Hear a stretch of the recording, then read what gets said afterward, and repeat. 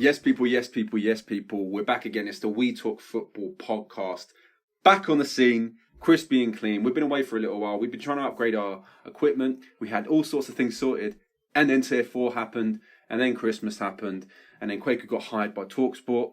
So we've been busy. You know, a few things going on here and there. But we do have some things planned as soon as we're out of this Tier 4 lockdown. And we'll get some proper episodes out for you. But we've got a big one today. We've got a top Donny. But in the meantime, how are you doing, Quaku? How are you doing? Oh, I'm all good, man. You know what's hilarious? The fact that you said, we've been taking this time to upgrade our equipment, and I've turned up with even worse headphones. Which have cracked already. Yeah, I've turned up with even worse equipment. But we're trying, people. We are trying. Obviously, with Tier 4 happening, soon to be Tier 5 apparently, things have been at a bit of a standstill, but we'll have to bring you another episode. So, yeah, man. Yeah, so we're buzzing. So today, guys, we've got the pleasure of being joined by David Webb, who's a UEFA licensed coach and also runs an Instagram we'll put it on the screen, at daily_coaching. He's got just under 30,000 followers at the moment. He's helping a lot of young players in the game. And we're really excited to speak to him today. So let's just get into the interview. Let's go. So David, thank you for joining us, man. It's been a long time coming. We've kind of talked about this for a little while and life's kind of got in the way, but we really appreciate you joining us. How you doing? Not too bad, thank you. Yeah, no, listen, honestly, it's such a pleasure to be on your show. I've seen the good work that you lot have been doing, and yeah, really excited to take part and be part of it. Yeah, how's lockdown been treating you, man? Obviously, briefly talked about it before, but how's COVID kind of impacted what you've been doing? Yes, do you know what? Like, obviously, people say don't wish away the days, but honestly, I'm like waking up thinking, right, when's it bedtime? Let me get on to the next day, and just trying to see how quickly time can go on until we can get out of this craziness that's going on and get back to the most common thing everyone always says, but I mean it, but get back to some sort of normality and just be able to get back into a system of actually doing things and, you know, doing the stuff that we love. It'll be interesting to see what the new normal will be in 2021. It's just like how it will change things and how people interact and stuff. I'm just interested to see how we're going to actually proceed with things, because I can't even imagine what it's like to be around my friends and my family. It's just been a bit of a weird year. Even like the whole thing where you go and meet somebody for the first time and you're now in that situation of, do I shake their hand? Do I just give it a bit of a hi, how you doing sort of thing? It's all those things that are going through your mind. You just don't know what to do.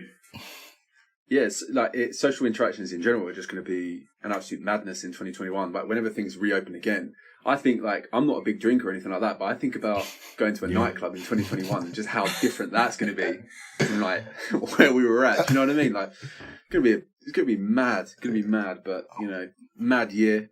But yeah, thanks for coming on, David. No, we really appreciate it. Obviously, we've all had a mad busy Christmas, like the weirdest Christmas of my life. But, at least we're getting this recorded and hopefully getting it out by the end of the year. Yeah. So I suppose that lines us up perfectly for you to kick it off, Quakes. Yeah, I suppose the first place to start is on Instagram, you know, daily coaching. That's how we kind of discovered you. So how did you first get into coaching? What was your first steps into the coaching path? So it's an interesting one. I think like a lot of people that I spoke to who are involved in the coaching industry also, they always say they never sort of plan to go into coaching. I think the first sort of initial step is your love and your passion and your interest for football. And I think that was always kind of the case for me. I obviously enjoyed playing football when I was younger, but funny enough, the area that I grew up in, which was Deptford, South East London, there wasn't really that many teams. I mean, obviously London has a lot of professional teams, but in terms of actual grassroots teams you can get involved with as a bit of an initial step, there wasn't that many clubs around there. And I think in my particular area, there was one. And other than that, maybe Dulwich Hamlet, which is about 20, 30 minutes down the road. So I kind of always wanted to be involved in football, but didn't actually start playing for a team until I was about 13 or 14. And by that time, I wouldn't say it was too late, but I just kind of thought to myself, look, do you know what? I'm purely going to play just for interest. Then it kind of got to year 10 work experience, and I kind of thought again, what do I want to do in life? Even if you ask me now, I probably can't answer that question. But I kind of thought to myself, well, I want to be involved in football. And at the time, I was playing at a location which isn't currently with us no more. It's called the David Beckham Academy, which is based over in Greenwich. And I used to play there 2 times a week on a Monday and a Thursday evening. And I thought to myself, well, look, I like what they do down there. They're playing football. but people obviously teaching you how to play football as well. Can I kind of get involved within that? So my work experience took me to there, and I've done that for a week where you sort of shadowing coaches and overseeing coaches. And I remember one of my teachers came down there and was like, listen, as soon as I found out you was at this location, I put my name in the hat to come down, because no disrespect to everybody else, but everyone else is kind of at like your super drug in your boots and, you know, maybe like an office somewhere. And obviously I was at this football location, which was run by David Beckham. And so that was kind of my first initial steps. And then it kind of went on from there, where I got involved within a BTEC, which was linked in with Arsenal in the community. And from there, you was able to obviously get your BTEC, which was, I think, sports science BTEC, but then also do coaching 2 times a week. And that kind of really gave me the sort of regular practice and sort of, you know, exposure to what coaching is and how coaching looks, really. Nice. Wow. I mean, I did a sports science BTEC, and it doesn't sound anywhere near as good as that. So, mate, that's mad. That's quality. That's quality. I mean, so yeah, like that's your roots. So you've gone in and like basically figured out that you wanted to be a coach at an early age. Yeah. So now, carry on. Sorry, carry on. I was going to say, yeah, I think that was, again, even at that stage, I still don't know whether or not I initially wanted to do coaching. It was kind of just, I'll be honest with you, like I say to a lot of players now, you're attracted to something by maybe the badge or the brand. And I was like, what? You're getting to like be involved within Arsenal? I mean, although it was only the community side, but it still doesn't make it any less sort of, any less impactful. But I was like, wow, you get to be involved within Arsenal, and I get a degree, qualification at the same time. And I thought, again, look, do you know what? Let me just roll with it. But then the initial steps was probably after that, where I went over to America for about 6 to 10 months. And then I was doing coaching every single day. It was like 7 days a week. Didn't really get to explore America at all. And that was a point really where I kind of decided, do you know what? That's what I want to do. I want to get involved in coaching. This is something which I have a passion for, not just an interest no more. Yeah. What part of America were you working in? Were you coaching a team, or was it just like a camp thing? Or so it was interesting, really. I'll be honest with you. One of the best/worst experiences of my life. Reason being is because someone said to me, "Look, I had a contact out there. They said, oh look, we're doing something where you can come out for 6, 10, or 12 months." It was over in Boston, Massachusetts at the time, and I was like, "Oh, that sounds incredible." And I'll be honest with you again. Before that, like I said, before I got out there, it was just more of an interest rather than a passion. And I kind of thought to myself, you know, what do you even do out there? Like you just said, what's it involving? Is it involving coaching? Is it involving for a team? And honestly, it was a bit of everything. Now, I'd love to say I kind of got stitched up a little bit, because you literally, I went on the plane, got off the plane. The next day, I think I worked every single day I was out there. And they kind of have you, because you're out there, you can't really do much. You can't really say, well, I'm going to go home now. So it was involving sort of, during the day, a bit of administration type stuff. So you'd sort of help to register players via cards. You'd help to get people signed up onto the teams that they run as well. And what their system out there is that they had a host family. So I stayed with a host family, and the host family's children would play in one of the age groups. And I think they got a bit of subsidized payment from it. But, and then so you'd have 2 teams. So I run an under 11 and under 10 boys team. So you'd take them for training 2 times a week, and then you'd play their matches on a Sunday. But obviously, you know how big America is, and even Boston, it was massive. So a lot of the time, on Sunday and Saturdays, you're traveling all over the Massachusetts area just to go and play games. But it was great exposure to coaching, and especially over in America, they were so passionate about, well, I was going to say football, but they call it soccer. So, but yeah, it was a good experience, but a challenging one, I'll be honest.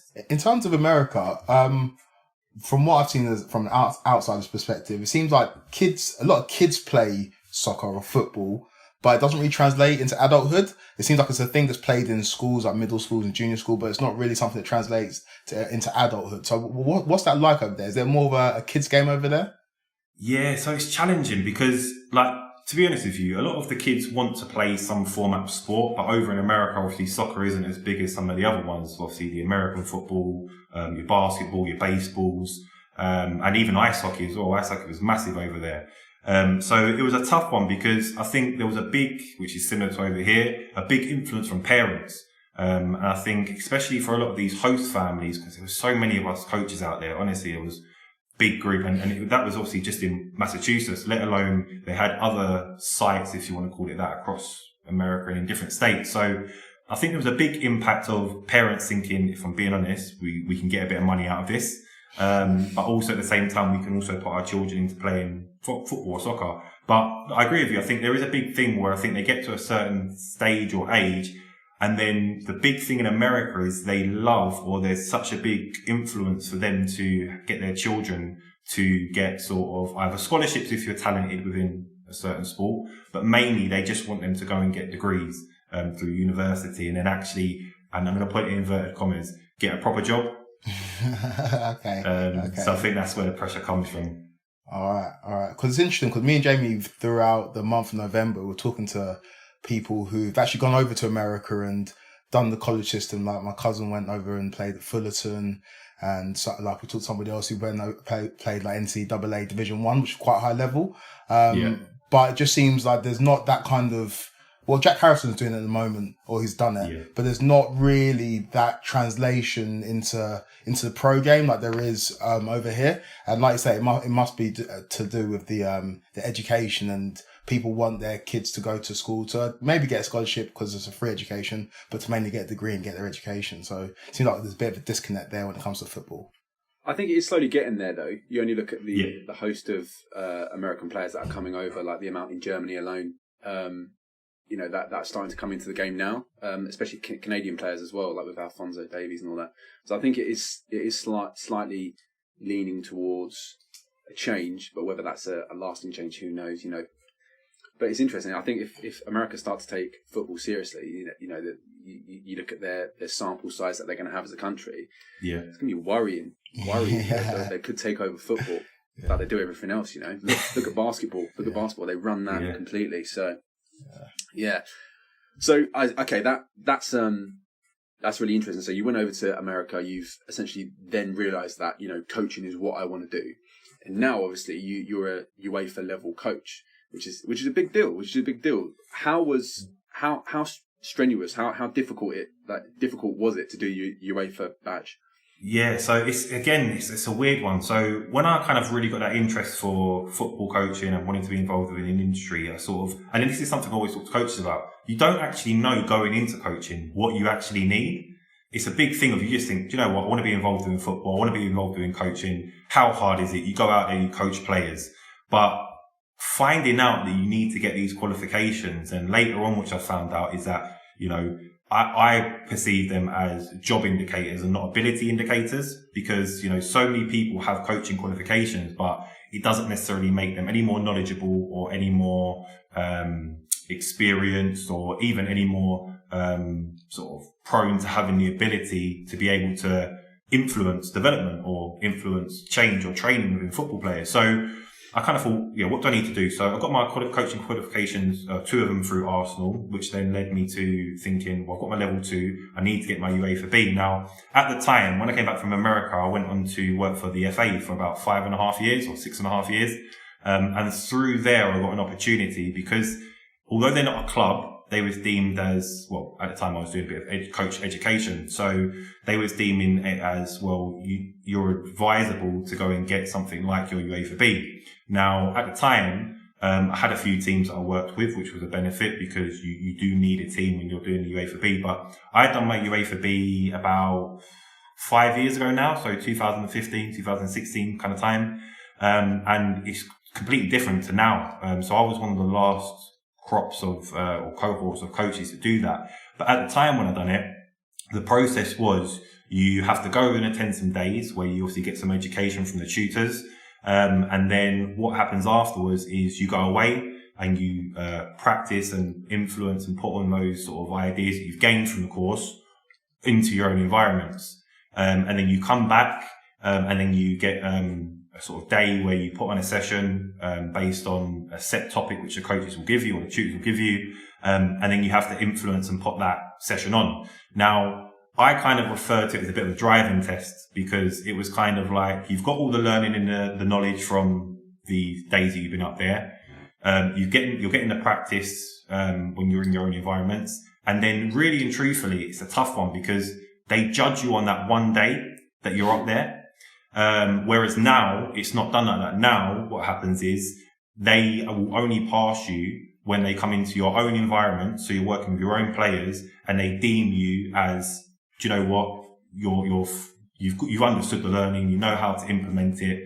Now you can pass. But when I went up there, I'll never forget. So I went to Stamford in Peterborough and, I went up there and, I think this is the thing. You don't actually have to take the actual final course. You can sort of adjourn it for a little later on when you feel more comfortable to. So I think we had about 25 people on our course, but only 18 ended up taking it on the final weekend. So we finished a little bit earlier. So we managed to cram everyone in on, I think, the Friday and the Saturday.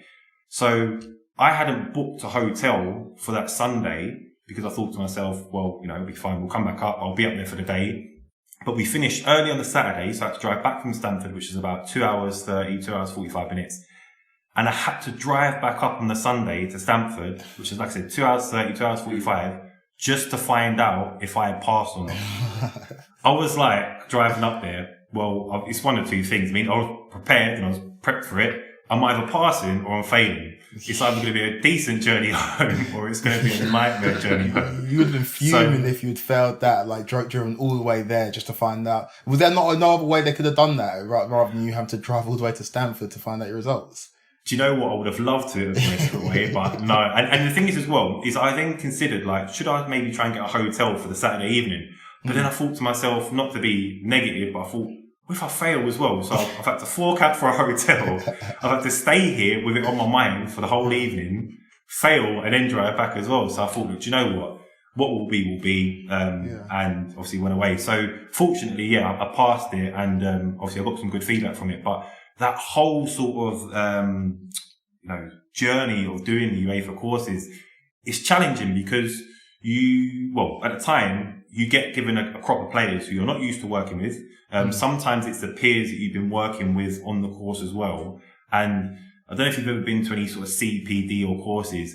Honestly, everybody has an opinion. Like, you could maybe put a cone down and then put one down a few centimeters away. Why has he done that? Why have you put a cone that close or that far away? So it's very challenging because sometimes, not that people don't want you to pass, but everyone looks at it through the coaching goggles. And if they kind of think, well, I wouldn't do that, trust me, they can make it quite a challenge for you when you're actually trying to deliver your stuff. But I think for me, it was just understanding. As long as I understood, and I'm like that in life anyway, as long as I understand what I'm talking about and what I'm doing and understanding why I'm doing it, then it's a pretty clean sail, really. But challenging situation because you're constantly having to practice. And that was the only advice I could really got given and could give out for your UEFA courses. Practice, so that then you're getting more and more used to developing and putting these settings on. With the course, it kind of sounds like a reflection of the education system in the UK anyway, where it's like you learn, and then, well, especially when you did it, then all the pressure's on one day, and if you failed, then you failed.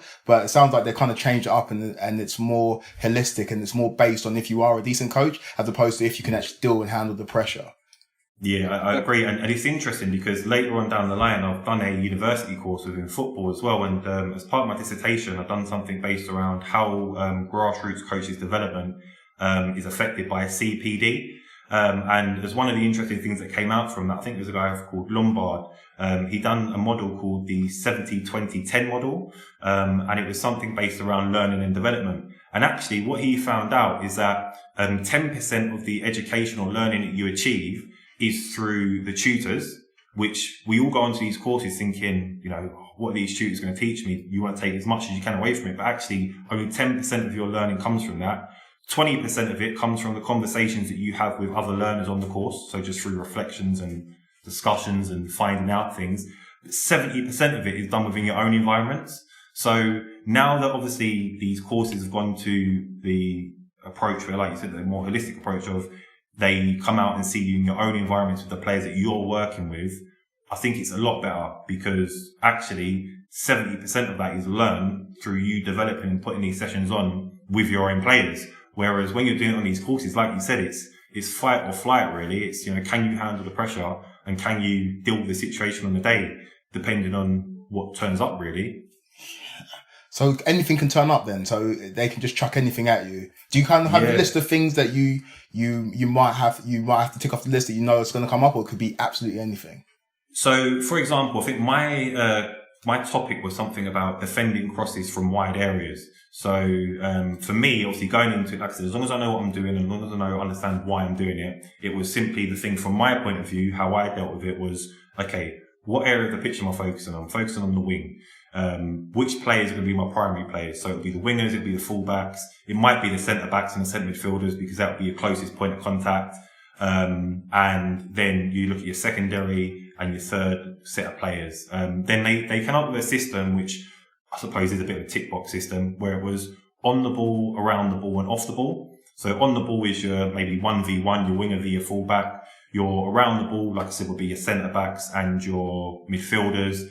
And your off the ball might be your opposite wingers. So potentially if you decided, do you know what, can we switch the play, or can we get our other wingers to come in and help in the attack sort of thing. So there was a kind of, I say, assessment, which they do base you on, because from their point of view, they need some sort of accreditation to say, yes, you're deemed as acceptable because you've ticked these boxes. But again, from my own experiences, yes, these key technical points are important, but it also is based on how the coach deals with certain things. Because believe me as well, by the time that you're actually doing these final day assessments, people are absolutely blowing and they have no energy, no like motivation to carry on wanting to play. So you're getting players dropping out here and there, and you have to deal with that as a coach. You know, it might be, okay, well, look, do you know what? I set up to have 4 defenders at the back to defend these crosses, but actually I'm going to have to go to a 3. So how does it look when we're playing 3 central defenders and maybe 2 wing backs? So it was all that adapting really. And I think that they took a lot of flexibility, but also respect for, if you do change things slightly and you understand why, then that's fine. It's crazy because that it really suggests, I mean, football anyway is a game of opinions, but that's so subjective, because how you deal with a cross, you know, like depending on what country you're in, there might be a completely different coaching philosophy. Do you know what I mean? It's mental. It's so subjective. How can you how can you grade someone on that? So I agree. I think it's crazy. So obviously, from David Beckham Academy to Arsenal Community to Boston to stuff you did at the FA, obviously you've seen loads of different players and come across loads of different players and assessed loads of different players. So how do you know when you've got a player on your hands, and is there like a differentiating like factor or ability or trait that kind of stands out from the players that are special and are going to go on to play academy football or pro football, or maybe the ones that are just going to stay at Sunday League? Is there a way of noticing the difference between academy players and standard Sunday League players? Other than like licking at top bins all the time. It's true. You know, this is the thing. I think sometimes as well, it's a very subjective opinion. I'll be honest with you. Like, you know, you could ask me and you could ask somebody else, and we come up with completely different ways of observing and seeing things. But I think it's interesting because, like you said, a lot of the time people are based and judged on what we see as potentially entertaining or based on success. Now, what success is for one player versus another player can be totally different. I mean, like you said, you could see a player potentially smash it in the top bins and think, wow, what a player. But then you don't understand that potentially one of the central midfielders has actually run to the right-hand side, which has created space for the other central midfielder to actually make that shot. So actually, who would you perceive as the one who's done the better piece of play there? Maybe, obviously, brilliant shot, but the other central midfielders helped that process happen. So it's interesting. But when I talk to a lot of players and coaches and even parents as well, I say that potentially it's a mixture of 3 things. Now, some of these are even out of your control. So for me, it's talent/ability. Now, again, very subjective. What is talent? What is ability? For me, it's kind of understanding how to master the ball. So that might be being able to potentially use both your feet. It might be able to potentially use different parts of your feet. But then also as well, looking at the psychological elements of it, it's being players who are able to make decisions on their own. And then also people who are able to solve problems. So if I'm a winger and I'm going up against 2 players, how do I get out of that situation? Do I do it individually? Do I combine with other people? And then on that part as well, the final bit of the talent and ability element of it is, if you are on the ball or you're off the ball potentially, or you're in possession in your team, what do? Do you decide to do things individually, or do you decide to do things where you're using your other teammates. And I think that that's such an important element, because I don't call players who take on many players as greedy, as long as they understand why they're doing it. Obviously everyone sees your Messi's and your Ronaldo's who potentially might take on players, but as long as they have an understanding as to why they're doing it, then I have no problem with that. I think it gives them more exposure and more repetition on the ball, which is absolutely fine. But then being able to understand when to work with other people is a key part of that development. And I think that doesn't really happen until you get to about the ages of 10 to 11. Then the second part of it for me is motivation. So it's the motivation that comes from the individual. So, you can put a player in a position, not necessarily mean playing position, but a position of, look, bring them up to an academy or put them into a trial. What is their motivation going to be like? Because like I said to you earlier on, a lot of the time it's influenced by parents. But when you put players into these positions, what is their motivation? Do they just want to play? Are they just playing, but they're good because they want to play around their friends? Do they actually want to progress and make it within the game? Once they get to a certain stage, what's their hunger and ambition to actually go on to do further? It leads back to that success element of it. What is success for the individual? Some people, especially from the areas which I've grown up in, they just want to earn as much money as they can, which I don't see as an absolute problem at all. They just want to be given an opportunity and being put into these positions. And listen, if I can earn lots of money out of it and support my family and my friends and the people around me, that's success. But then the final bit leads on to, which is totally out of your control, usually anyway, opportunity. So I see so many players who may have ability and motivation, but because potentially parents don't drive, because potentially they're in areas such as, I don't know, out in Oxford or somewhere where you only have 1 or 2 professional teams nearby you don't have the opportunity to make it in the game. Because if you're in London, say for example, you've got a big cohort of clubs who you could potentially go to. But then the opportunity might be that actually my parents don't drive, so they can't take me to training. Whereas on the flip side, I've seen so many players who don't have that much ability or talent. They've got motivation, but they have the opportunity. Their parents will drive them anywhere they want them to go. So, wherever they take them, they're getting more exposure. Like, it's crazy. Nowadays, you could be a 10-year-old and you could have played in over 1,000 small-sided games. But if you're that child who's just getting introduced into football at the age of 11 because you haven't been given the opportunity prior, and maybe you haven't been able to travel by yourself, that's your first ever competitive game situation. They're miles behind. Not no need to their own, but just because they haven't been given the opportunity. So for me, it's a mixture of those 3 things. And then it boils back down onto the individual. And like I said, can you combine? Can you do things individually? And what can you do with the ball at your feet? And then once you actually get into an academy, even if you've got all 3 things, it can then still come back in your face. Yeah. So we've, me and Kwaku over November, we spoke about it earlier, but we spoke to, we focused on mental health and specifically, lots of academy players that had been dropped out at young formative ages and then had a lack of support, when they left the game and had, suddenly found football wasn't an option for them. But we interviewed players that, the club would actively turn down offers from other clubs because it didn't suit them and all sorts of things like that. And then 6 months later, they're being dropped from that club, so football's a hard game. And I don't think people really realise that. But I think as well that it should be a 2-way process. So like a lot of the time, academies are quick, or I say academies, development centres as well, which has cropped up, which, are basically almost a replica, but the stage before you go into an academy. I mean, in London, you've got development centres from Norwich, you've got development centres from Fulham over in southeast London, and like they're not the academies, but they're these like provisional steps to, if you're a decent player, then potentially you can go on and play for the academy. But I think it should be a 2-way process, because if they're putting them into these development centres and these academies and then, like you said, dropping them, well, if they're not getting game time, if they're not getting experience to play within training and matches, why can't they still play for their grassroots teams? Because that's where they're going to develop, by just being actually able to play the game. What's your view on it in terms of ingratiating schools and football? Because in America, like you would know firsthand, that's how the system runs. The NCAA runs in coalition with sports, or runs a coalition of education in America. So what's your view on like integrating sports and school to kind of shine a greater light and make school sports more prominent? I think it's a big thing. Like, from my experiences of working within primary schools and secondary schools and supporting teachers through developing PE and things like that, it's interesting because something I found out, which is a bit of a worrying stat if I'm being honest with you, but teachers who teach just normal classroom subjects, when they go through their 4 years of training, they only spend 6 hours throughout 4 years. They only spend 6 hours on PE, let alone football, but just PE.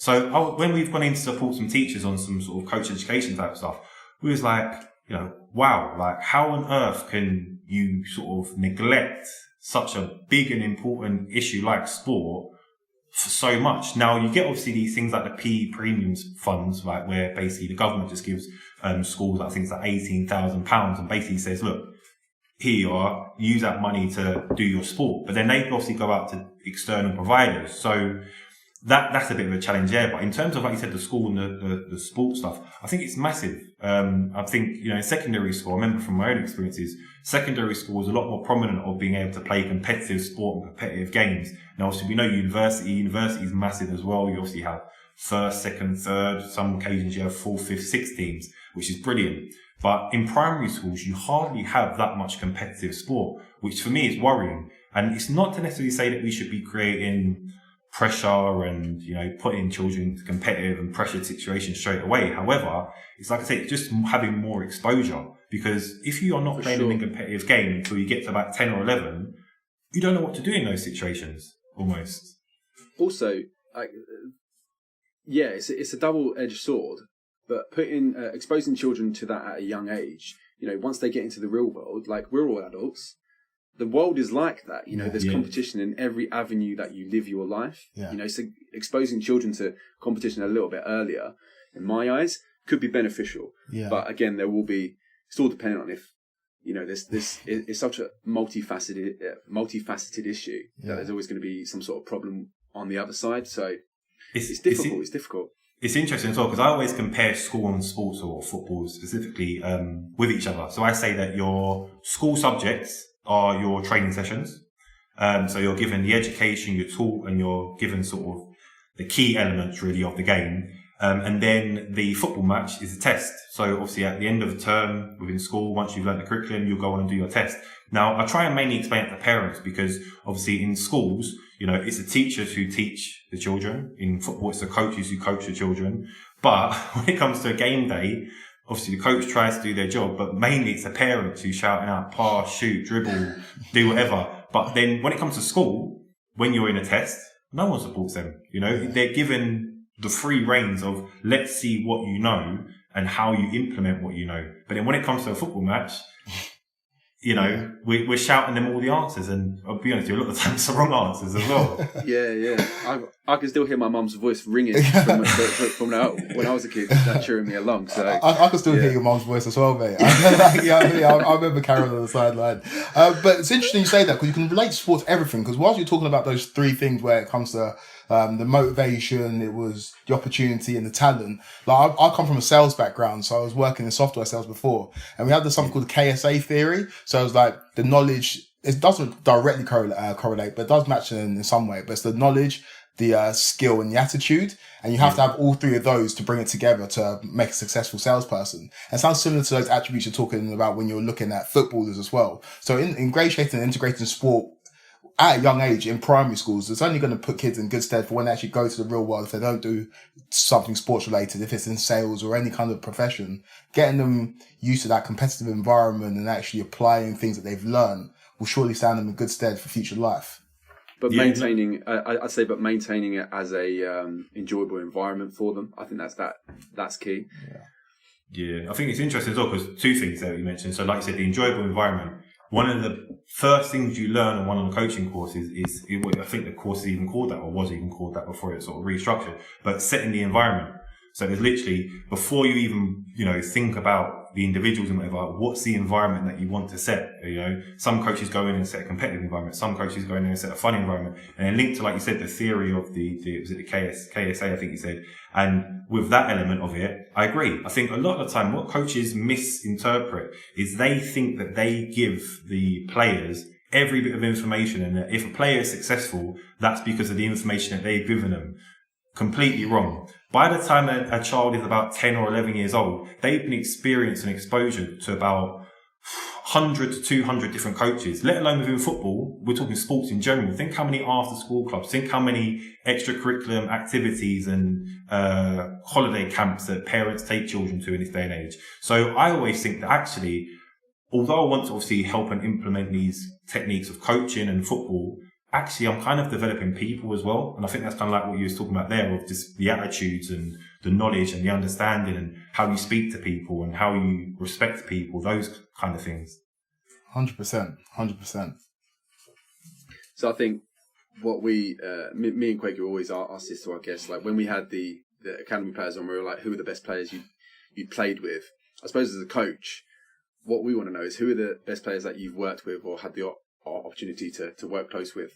It's a challenging one because when I was thinking about this, there's two ways of looking at it. Now, there's a lot of coaches who will go out there and start like reeling off a list of different names. They'll be like, oh, listen, look for this player, they're upcoming, look for that player, they're upcoming. But it's challenging because, again, when you link it back to the talent, motivation and opportunity, there's been some quality players that I've worked with from a really young age. But actually, do you know what? They're not going to go on to make it. And potentially you're looking at people like your, I don't know, I haven't worked with him, by the way, but like your Ravel Morrisons, where, you know, people think, wow, what a player, but then they actually don't go on to hit the heights that they can. So for me, because I heavily focused only the last, say, 3 or 4 years now, I've actually come out of the foundation phase, which is 5 to 11-year-olds. For me, I really enjoy implementing those key foundations and the first steps of people enjoying football. Now, one experience or one example I can give is a player who currently plays for Chelsea under 12s. And I personally believe, his name's Calvin, I won't go into his second names, purposes, but I believe that he will go on to make it. And I think it's only a short amount of time. Now, I'll never forget this experience. I used to run a centre over in Lewisham, and I used to go into his school, and he had never played football before in his life. And, you know, I think the background he came from, his parents were obviously, well, not necessarily weren't that keen in football, but I don't know if they was aware of all the opportunities. Anyway, cut long story short, got this phone call and he was like, hello? I was like, hello? He was like, Coach Dave? I was like, hello? You alright? Who's this? He had called me up. He's like 5 or 6 years old and he had called me up. He said, can you speak to my dad, please? Because I want to come along to your football session. Anyway, cut long story short, 5 or 6 years later, I was still coaching throughout all that time. And then sadly, the centre that I had to close down. So I was like, well, look, I can't, especially because of, like I said, he had ability, he was a great learner, great listening, great personality and character. I was like, I can't just let him stop there. So basically what I ended up doing was sending him to a local grassroots team. And he went to go and play for the grassroots team for, I think, 1 or 2 seasons, got signed by Chelsea. And, you know, like I said, now he's in their under 12 teams. And like I said, I personally do believe that he will go on to make it, as a player. Now, in terms of other sort of potential names, I mean, you know, I've worked with thousands of kids. Like, if I'd be lying if I said that I knew all of the different names, but I believe that at some point, like quite a lot of the players that I've worked with have gone on and are now, like I said, at that under 12, under 11, under 13, under 14 age groups at like your Chelseas, your Charltons, your Crystal Palaces. And it's down to them as individuals whether or not they go on to make it. But in terms of some juicy content, in terms of names, like what's quite interesting is over the last few years, and it's happened over the last 2 years actually, as part of one of my roles, I'm involved within the FA and they sort of do content and I help to design the content, and it's for purposes of adverts. And over the last 2 years, I've worked with Lucy Bronze, Harry Kane, and most recently Peter Crouch. And legend. Do you know what? Like, honestly, so for me, like, again, I'll kind of go into it in a bit, but like some of the people who follow me on my coaching page, it's pinch me moments. I never get like too big for my boots. Like, these people, I'm like, like just trying to, like, these are people that I've watched growing up. And to be in the same environments as them, it's crazy to think that, and like to think that I'm actually putting these things in. But like the 3 of them, Harry Kane, Lucy Bronze, and Peter Crouch, such nice people. Like, so as part of that, I had to design some content and some sessions which they'd be doing, some fun type activities which were being put out for children to do. But I had to coach them and show them how to do these activities. And do you know what? Honestly, unbelievable experiences. I mean, don't get me wrong, it's a lot easier coaching these three because of the ability that they have. Level, but yeah, like such great experiences. And I think on each occasion, I think I got to spend about an hour with Harry Kane, an hour and a half with Lucy Bronze, who's just recently obviously been named obviously FIFA Women's Best Player, and obviously Peter Crouch, like you said. Honestly, I don't think I've ever smiled and laughed as much throughout that whole time. But yeah, unbelievable characters and obviously unbelievable opportunities to be able to work with them. I'd love to be able to say that I helped people like Lucy Bronze get that award, but I can't take any of the credit for it. But yeah, unbelievable experiences to work with players like that. Well, circling back to when you talked about working with people at the foundation level, Webb and Jamie have done this quite a bit, and we asked people, especially people who've played previously, who are the best players you've played with, and we were expecting them to name the names first of all. So if we know that they played Raheem Sterling, we expect them to say Sterling or Sancho or whatever, but they always tend to start with a name that we wouldn't know, people that haven't made it. And for one reason or another, they haven't made it, but they swear by the fact that when they were 12, when they were 13, they were amazing players. So when you work with players at such a young age, what is the main stumbling block that will prevent somebody who's got such a high ceiling of ability from actually making it? What's the main factor that kind of prevents people from making it? I think, again, it boils down to the opportunity element. So, again, like I said, some of these people don't get the opportunity to go and play. Like, when that kid who's, like I said, now at Chelsea, you know, potentially, so again, I'm not, he's come into contact with so many coaches, I'm not claiming anything, but I gave him the opportunity to come to these weekly centres. He weren't doing nothing else. And then I gave him the opportunity to go on and play for this grassroots club. Now, without linking them and putting them into touch with these grassroots clubs and without being able to get them into an environment which, you know, I was coaching with him weekly, would he have been able to come on and develop leaps and bounds as the player he is now? The other thing which I'd say as well is just life. Honestly, life catches up on us so quickly. And I remember I coached for a little while a under 14 girls team. Now, listen, I can coach across various different age groups, boys or girls, but honestly, the most challenging situation I've ever encountered, because at the age of 14, these girls, we had girls going through puberty. We had some of the girls who wanted to make it as footballers and would do anything that they could to make it and would put in all the hours of training. We had some of the girls who came along because they just wanted to be sociable and mix in with their friends. We had some of the girls who potentially were still there because of their parents. And when you get to this like 13, 14, 12 even age group, life hits you. And whether that's through your own life where you're becoming, like I said, you want to go out on a Friday night and you want to go out and play out with your friends rather than going to football, or whether it's parent pressure and they just turn around and say, you know, like I spoke to Nigel Reo-Coker the other day and he said that he comes from an African background and his parents were like, you know, football isn't a career. Like, you don't want to go into football. You're preaching to the choir. My brother played at West Ham before, and my parents said the same thing to him. They offered him a scholarship, but it was like, with no guarantee of first team football. My dad was like, that's not good enough, and turned down the scholarship, which is absolutely insane to me. But from different backgrounds, like I say, life just gets in the way. Yeah, and you have to make that decision, and it's tough because, you know, you don't want to live your life with no regrets, but, you know, if you put all your eggs in one basket, as to say, and I think it links back to the bit where you said about school. If I look back at a younger me or a younger person now, I'd always say, try and get two wings behind your bone almost. You know, try and keep that football element, yes, and maybe even get a qualification in sport or football, whatever you want to do. But if there's something else as well, which you can just be doing on the side, whether it be work or whether it be qualification or education, do that as well, because it hits you. And at least, say for example, in those examples you mentioned there, even if you did take the scholarship and it doesn't quite work out, you've got something then to fall back on. Yeah.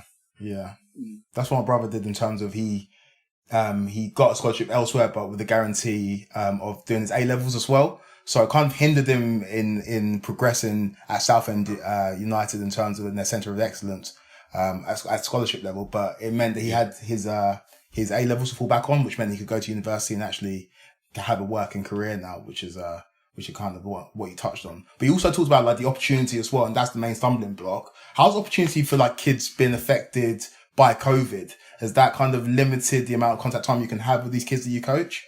Yeah, massively. Like I was kind of saying beforehand, like it's been so stop-start now.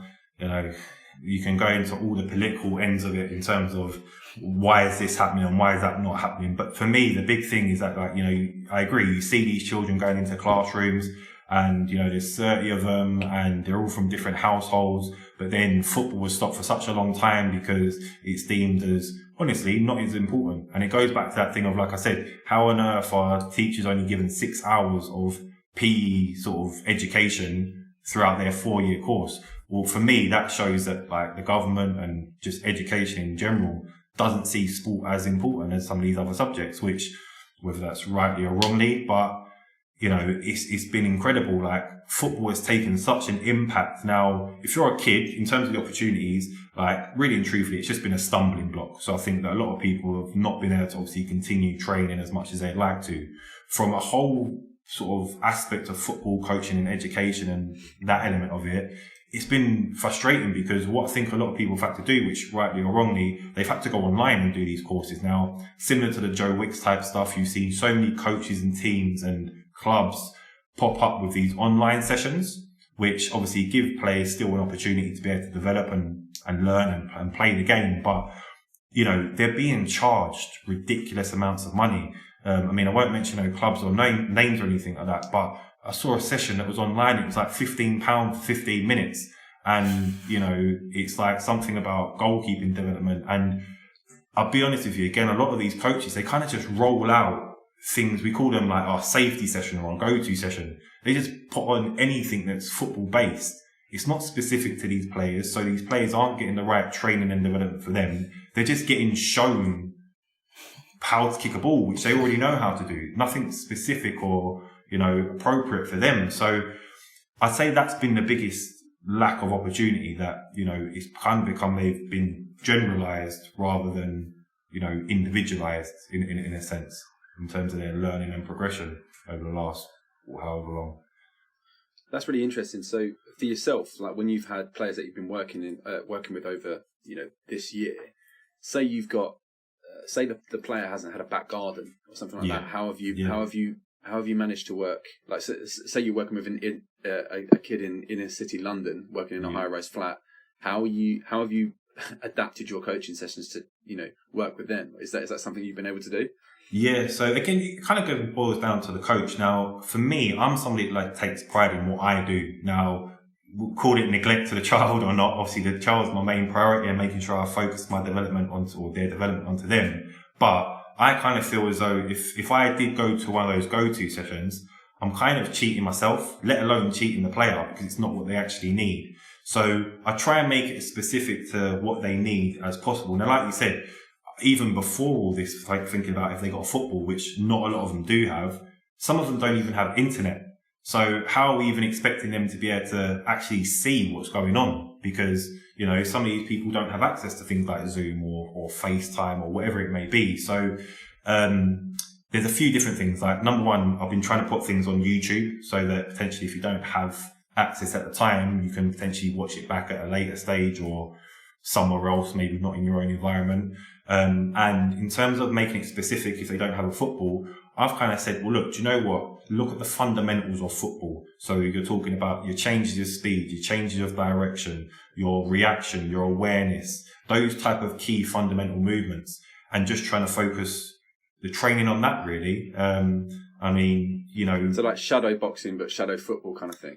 Yeah. And like, even, it sounds silly and, well, not silly, but like simple. But my biggest go-to thing would be, and this is not a session, but it's a structure, a box. Just create a box. You know, you can do multiple things with a box. You can do your multi-directionals. You can go from cone to cone to cone to cone. You can go in and out of the box in different directions. You can go around the box. You can go through the box. And if you want to implement things where you are using a ball, you can use things like socks. You can use things like, I don't know, any other household items you have. You might maybe even using like an empty toilet roll. One of the big things that we done with the Lucy Bronze, the Peter Crouch and the Harry Kane thing was using household items and showing them how you can basically do things from home. And that was a big thing. So for there, I had to create sessions where some of them had a ball, some of them didn't. But it was like, you know, putting toilet rolls on top of each other and creating a tower. And you're having to kick it at the tower and knock one down at a time and see how many times it took you to kick the ball and knock them down. So you can be as creative as you want. And I understand, like you said, coming from the area that I've come from, that people don't have cones. People don't just about have a football, let alone bibs and, training ladders and stuff like that. You need to make it as accessible as possible for everyone, really. That's great. So it's you can tell how much of a stand-up guy you are just from the way you speak. So obviously you've got a passion for coaching. There's, when you look at the professional game, like the Premier League, for example, who are some coaches that you aspire to, that you look up to, or you just love what they do? It doesn't have to be restricted to the Premier League. Is there anyone you just think, oh, I love what you do? I think for me, like, again, if you look at football as a whole, a lot of people kind of take away the popularity factor almost. So I remember doing like a CPD event where basically someone mentioned something about what Pep was doing, and it was like, oh, I loved it. And when they actually broke it down, all it was he was passing in a ball for one of his players to shoot a goal. And I'm thinking, well, what's special about that? Like, that's been done 1,000 times. Because they've seen Pep do it, they're like, this is it. Like, this is what you need to be doing with your players. So for me, I like to take more away from, yes, tactical and technical are important, those elements, but I like to take more away from the personality of the individual and the characteristics from the individuals. Now, obviously the big names, I can't classify that I'm the only one that likes this person, but Brendan Rodgers, like, I have a big development of developing players and, having that personal relationship with players. And I think that's something which he's done wherever he's been. People will criticize him about Liverpool, but let's be honest, like, Liverpool have only just done it now, let alone 5 or 6 years ago when he was there and he got them so close. But if you look at how he developed Raheem Sterling, if you look at how he, potentially he was one, I think, who brought in Jordan Henderson, or at least got him to bring him up to sort of thing. So when you look at these sort of players, and even now, I mean, again, Jamie Vardy's been killing the game for a long time, but you think how active Jamie Vardy is now, and I think he's got 33. And changed his game, isn't he? Yeah, and this is the thing, and even quite a few of those Leicester players. I mean, I wouldn't necessarily give him credit for every single one of them, but he's creating, again, go back to that environment fact, he's creating an environment where players can thrive and develop. And I think, even if I could be wrong here, but I think he even was the one who brought into the first team Dembele at Celtic when he was there. Really?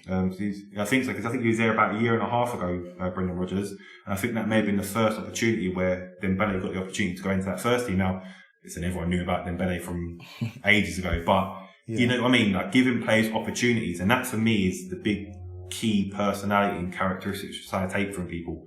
Are you going to develop people? Are you going to give people opportunities? And what's the relationship like between people? So for me, Brendan Rodgers is a big inspiration. And also as well, when you see the path that he's come through, he's worked in academy football. I'll be honest with you, he was pretty lucky to get his gigs at Reading, and I think he was at Watford as well. But given opportunities at Liverpool. He's been at Chelsea as well. He was at Chelsea Academy as well. I think he was under Mourinho, right? Yeah. I think he was under Mourinho. So, but you can even see it in like the first team at Leicester, like James Justin being brought through. He was at Luton like 2 seasons ago, and now he's starting for Leicester, a Leicester team that are arguably pushing for the title. And the way that Rodgers has seamlessly like embedded him in that team, and for Fafana's having a great season, he is an underrated manager, Brendan Rodgers. I think he gets a lot of stick because of maybe the way that he is or the way that people perceive him, but in terms of what thing as well, the Liverpool thing as well is kind of unprecedented. Who would expect Steven Gerrard to slip? Obviously they lost to Crystal Palace and they had the other games they lost at the end of the season. But who would have expected Mr. Liverpool to slip when it really mattered? And do you know what I mean? Yeah. Brendan Rodgers felt the brunt of that. Even on that point as well, I've been recently coming up with some quotes from players about coaches and what they kind of say about coaches and the sort of real key elements of coaches to be aware of. And something that I found out recently about Steven Gerrard was where he turned around and said that, if he could have had it any other way, he would have loved to have met Brendan Rodgers earlier on in his career. And he said that he would have helped him to be able to potentially get titles he didn't achieve, such as the Premier League. So, you look at somebody like Steven Gerrard to turn around and say that, and probably take some of it into his own game now, where he's obviously coaching Rangers, and look how well Rangers are doing this season. He's doing well, yeah. Yeah, 100%. And like I said, I think the path that he took, in terms of Brendan Rodgers, where he came from the academies, and he's kind of understood it from the ground up, as opposed to, case in point, Frank Lampard. I'm a Chelsea fan, so Frank Lampard, who's just been thrown in at the deep end at Chelsea, and I kind of see it already in terms of where he's only ever been at the elite level, when things are going awry and people don't necessarily have the same work ethic that he does, he hasn't ever seen the other side of it. Especially he's born with a silver spoon, so he's got the work ethic and he had the desire. But in terms of the opportunity, which you touched on before, opportunity was there for him. So he's only ever seen it at the upper echelons of football, as opposed to someone like Brendan Rodgers, who I don't think had a playing career, has come through it, has worked his way through the academies, has been to the different countries, he's been to Scotland, he came back to England. He's experienced football from all different levels. So now he's at Leicester and things are ticking. He's got a bit of a budget. He's thriving as a manager because he understands not only that, the analytics, but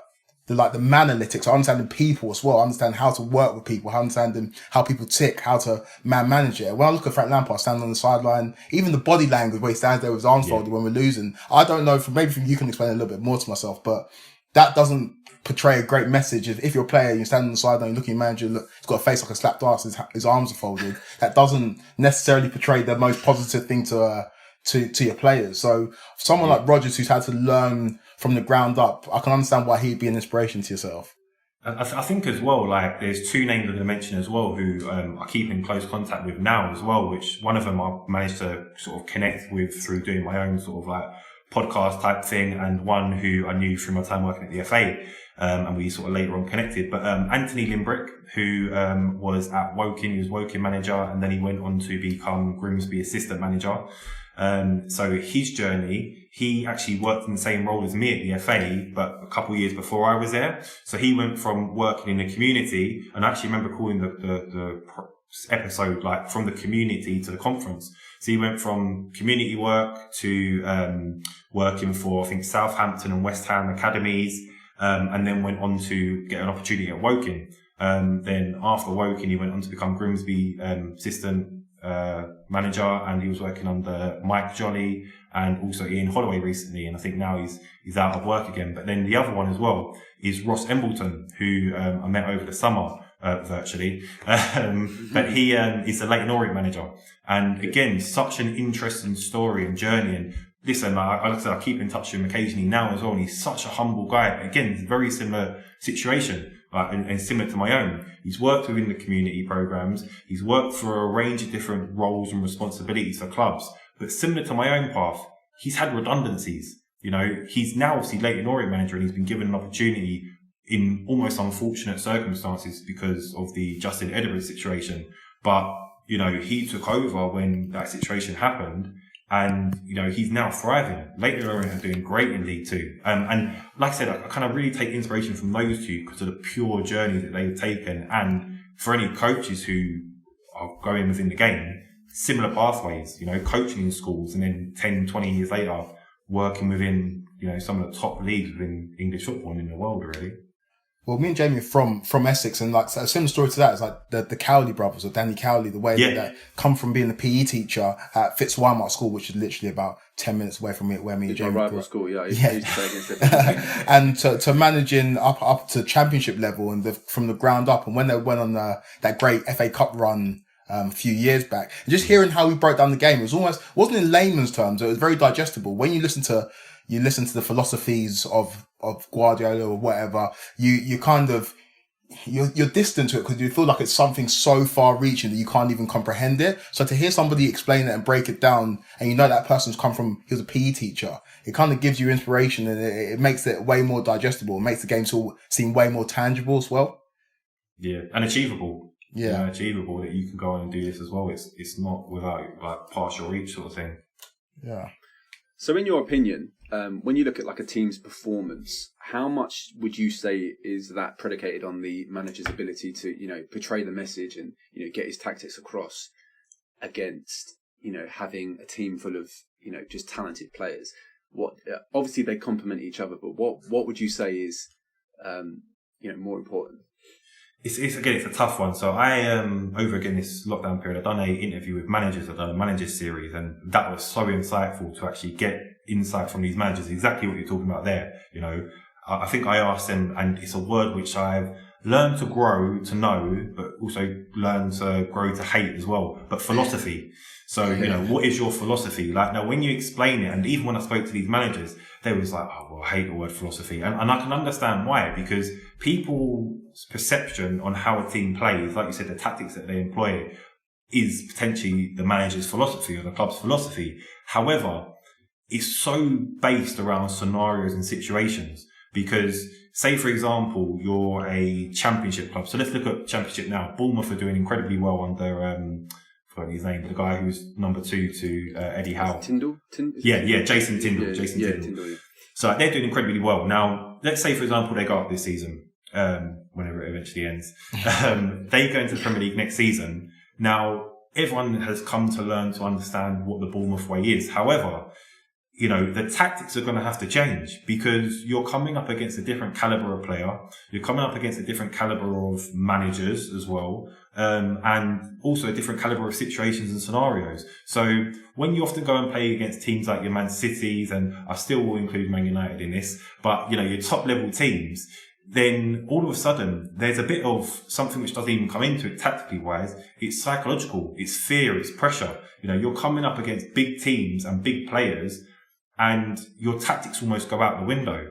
And especially say, for example, which we've seen plenty of times in the game, you go out, you set up your tactics, first 2 minutes, 1-0 down. Now what do you do? So I think it kind of, you know, you get assistance through these tactics, which are employed by the managers and your philosophies. But again, I really do think it boils down to having the ability of your players to be able to make effective decisions on the pitch. Again, talking about the Nigel Reo-Coker interview I done, he said something which was interesting. He said he always felt comfortable when he had players around him who didn't just think about the primary piece of play on a pitch.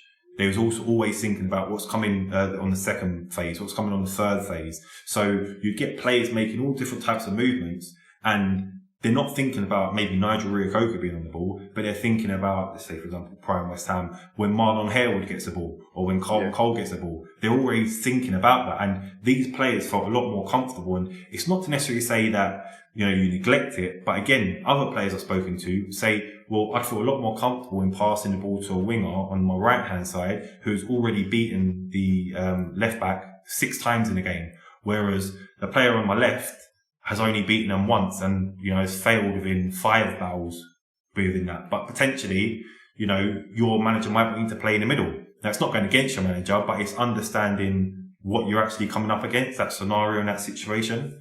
So, yeah, it's a tough one, but I think that kind of... That's so interesting. Because I always thought it was not a myth, but because I'm not a high level footballer, I've never been that. When people say like, oh, players see pictures, like I hear it and I reiterate, but I don't really understand it. Like people just seeing things so far ahead. And for a coach or a manager, that must be an absolute dream for a player to kind of be doing like outlining or enforcing your tactics on the pitch. So they're kind of conducting it, especially if they're in the center of the pitch. They're conducting it and seeing things way ahead of them. And for someone who's never played at a high level, I can't even imagine what that would look like in a player's head when they're actually executing that. Do you know chess, isn't it? Yeah, it is. It's literally you're following the movements. And do you know what's really interesting about that? So when I talk to a lot of coaches, I say that basically one level of success is that you're almost creating the next crop of coaches through your players. Because if you can give a player the knowledge, understanding and the learning, but then they also have the technical ability, that exactly what you said happens. Because, you know, as I said to you about the UEFA B and the UEFA courses, you look at the on, around and off the ball. That's exactly what that is. That's looking at from a player's perspective of, okay, who's nearby to me? Who's around me? And what's going on far away from me? And it's being able to effectively make those decisions and implement that within your game, really. That's mad. David, we've taken up more time than we expected today. It's actually been one of the most insightful podcasts we've had. I've written down so many different notes. And obviously we're going to link your socials down in the description. You can follow you on Instagram at daily_coaching. You've just started your YouTube channel. Do you want to talk a little bit about that in terms of what you're doing on there? Yeah, so again, look, through lockdown, I've had to try and be, I say creative. I mean, a lot of people have done the whole YouTube type stuff, but so what I've kind of done is I've just created it. It's been going for a little while, but I've just brought out my different series where one I've done, I think 13 episodes in series 1, where it was talking to different specialists almost within football. So I spoke to the Liverpool throwing coach. I spoke to a one-to-one coach called Mo Ali. I spoke to Eddie Johnson, who used to play in the Premier League. It was about one-to-one. Soccer in the USA. Then my second series went to players. I spoke to them more about their journeys of how they got coached. So I spoke to Nadim Manua, Liam Ridgewell, Jordan Cousins, a couple of other players as well. And then I also had some special interviews where I spoke to Bellamy, Stuart Downing, and Nigel Reo-Coker. And then on my final series, latest series, I spoke to managers where I spoke to Simon Grayson, Ross Embleton, Lee Clark, and a few managers within the women's game as well. And I kind of felt to myself that, look, do you know what? It's getting to a stage now where not I've overdrained it and I don't want to do any more interviews because it's interesting to find out about people's journeys, but what can I do to take the next step? So basically what I'm going to be doing as of the new year, which shockingly is only a couple of days away, so I better get my arse in gear. But basically I'm going to be creating a coach's show. So it's where it's going to be, I'm going to be inviting people onto the show, not necessarily players who have played the game, just coaches at any different level and potentially people who just talk about football. But there's going to be about 4 or 5 different, I say rounds, but like 4 or 5 different segments of it. So it's going to be about getting to know the coaches.